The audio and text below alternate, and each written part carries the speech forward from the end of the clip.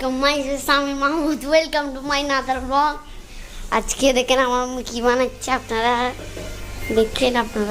আজকে বানাচ্ছে আমার আম্মু হচ্ছে রং চা, দিয়ে দিল সার পাতা, কিছু লং, কিছু এলাচি। এখন দিব এলাচি, আপনারা দেখতে থাকুন। আজকে আপনাদের সাথে শেয়ার করব রং চা রেসিপি।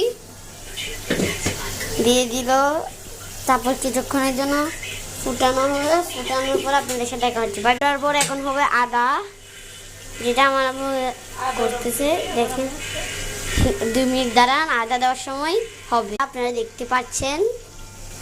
আদা দেওয়ার পরে ফুটানোর পরে দেখা যাচ্ছে। বাই বাই গিয়েছে।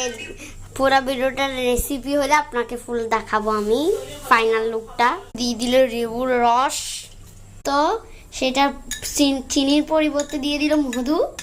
আপনারা দিতে পারলেন আমাদের রং চার মজার মজার রেসিপি।